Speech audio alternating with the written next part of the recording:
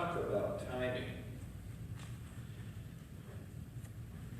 In mid-March last year, we were presented, when I say we, Tina and I were presented with the opportunity to adopt or rescue an Australian Shepherd, black and white in color, appropriately named Domino. And I thought to myself, we're too busy to adopt a dog, and I think we should wait. I'm guessing that whoever worked at the shelter used to be a car salesperson, because they did this old trick on us. Why don't you take the dog home for a while? And if it doesn't work out, you can bring the dog back. We weren't even home, and we were spending $70 at Tractor Supply, buying a bed and all kinds of things. And Domino became a member of our household. And little did we know that in a short period of time, like maybe a week or so, that all of a sudden everything was closed and we were told to stay home. And so this dog became our 24/7 companion. And we spent every waking moment, and we were together all the time. Well, you spend that much time with someone, you kind of figure them out, right? Wrong. That dog, every now and then, would do something that we'd never seen that dog do before, like bark. He was absolutely silent for like the first 6-8 weeks. And then one day a delivery person came to the door, and he about went through the door.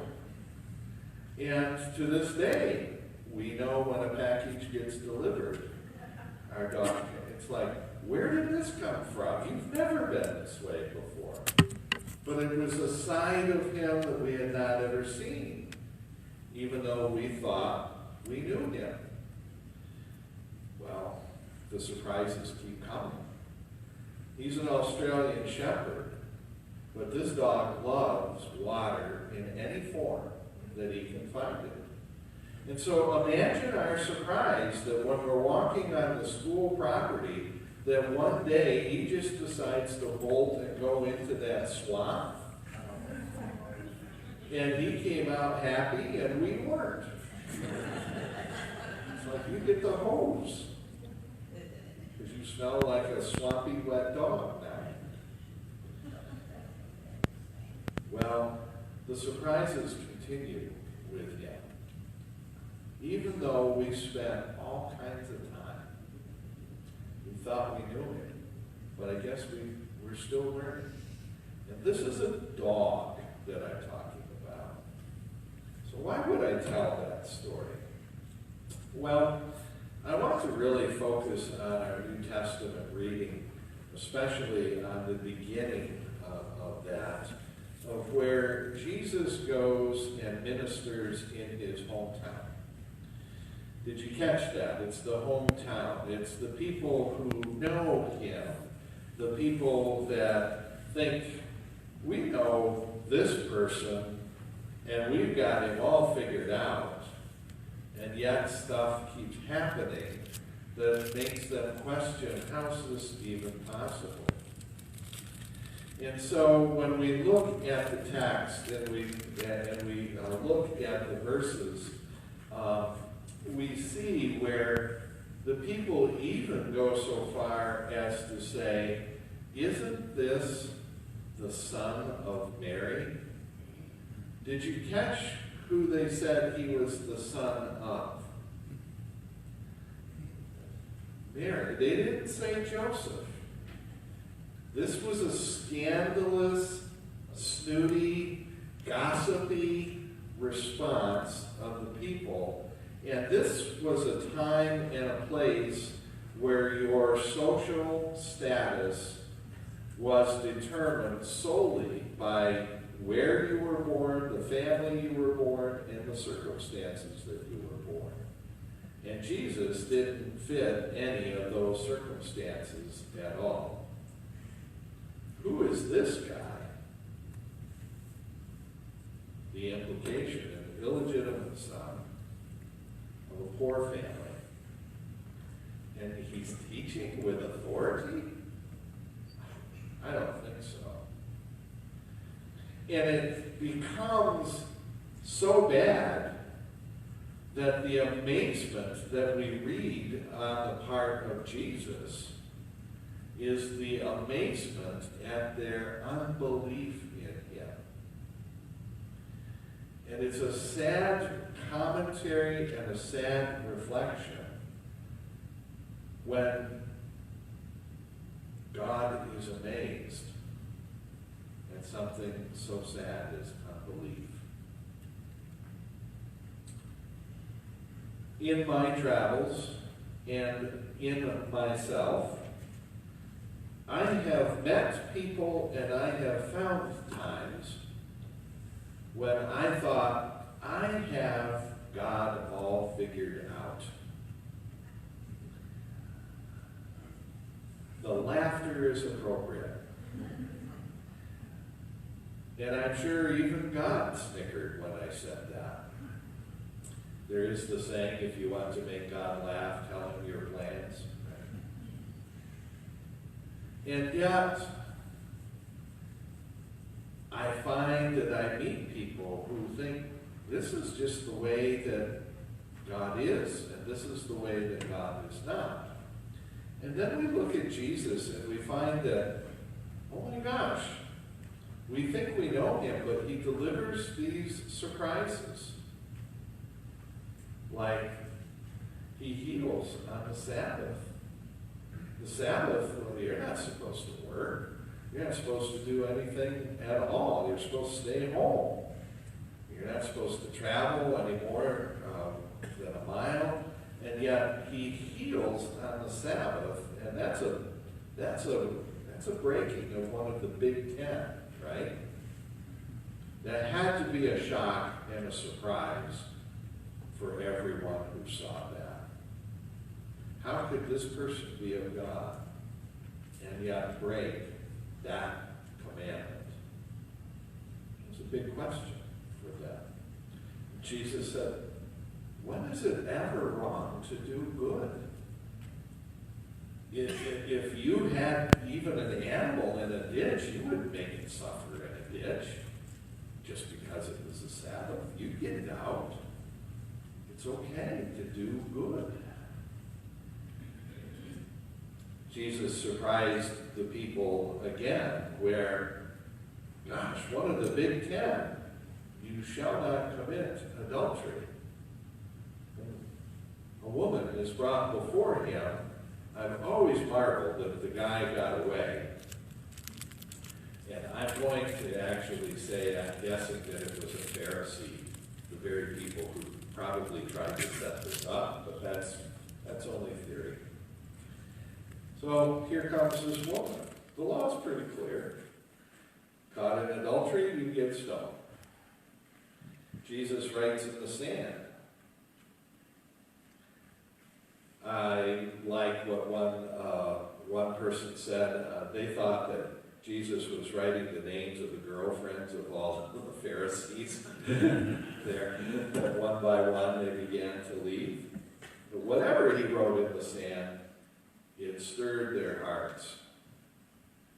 And finally, we see Jesus offering compassion. Where are those who accused you? They've left. Well, neither do I. I'll go and sin no more. Wow.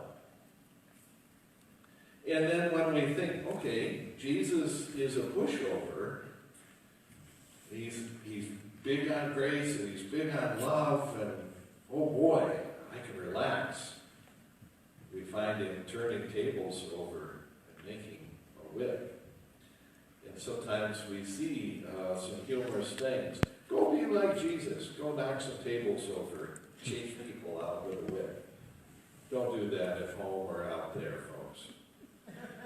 But Jesus continues to always be bigger than what the boundaries might be that we think. And I think that's good. Because if I've got God figured out, that probably means that I've created God in my own image in some aspect. And where Jesus amazes and astounds is in his love and his compassion for all of humanity, and his desire that all would come to know him and have life abundantly. And the church has for so long struggled to grasp this concept. We see it with something as simple, I want to make sure I don't walk off the stage here. We see it as something as simple as communion. That some churches say, you get to come, but you don't get to come. And this is one of the things that I absolutely love about the United Methodist Church, is all who wish to love God and repent of their sin, and all who wish to be in connection with their neighbor, this table is yours. It is the Lord's table. Come, and come freely. I love that. And it troubles me whenever I see people try to weaponize Jesus. We have Jesus, but you don't get to come unless you do it our way or are a member of our group. Jesus is far bigger than what we can possibly comprehend. And I think that is a great and wonderful thing. Amazing love, how can it be that thou, my God, shouldst die for me? That defies my imagination.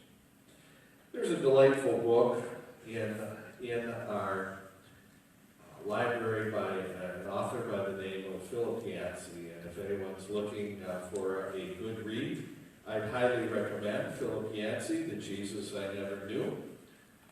And he does. He takes this fresh look at Jesus. And he says, for example, we are familiar with the story of where the devil says, if you're the Son of God, command these stones to be bread. We tend to think of that as a taunt. Prove to me, I know who you are. Prove it to me. When in fact, maybe what's being said is that, as the saying goes, hail the incarnate deity, veiled in flesh. Maybe Jesus had emptied himself so much that the devil was really asking the question, are you the Son of God? I don't know. It's an interesting thing. Well, getting back to the church, getting back to people who think that they know Jesus. Unfortunately, I know of a young woman who, from birth, was raised in a community of faith. And as a young woman who had been in this church now for 18, 20 years, became pregnant out of wedlock. And the church struggled and said, do we throw a baby shower for this young lady? Because if we do that, aren't we honoring and saying that what you've done is okay? And so the church wasn't going to do a baby shower. Would Jesus do that? The church really had some people arguing that this is not of the Spirit of Jesus, and others were like, but we need to, this is wrong, and we can't encourage wrong lifestyle. So they finally consented to do a baby shower, but they would not do it in the church. Is there any surprise that this person doesn't have the warm, fuzzy feelings towards that church or those people? Did she make a wrong decision or a poor decision? She did. Guess what? I have made a whole bunch in my life, and I'm awful thankful that God has forgiven me and has allowed me back into the fold. Amen.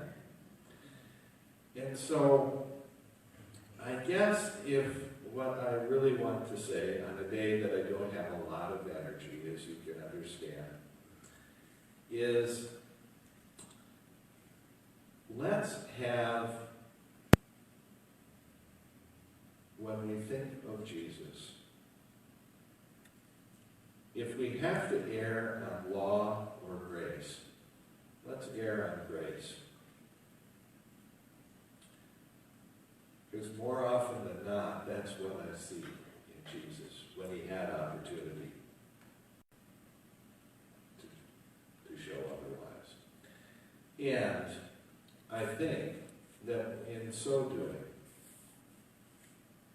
we will see, just as it is taught, that it is the grace of God that brings us to salvation and that teaches us to say no to all ungodliness.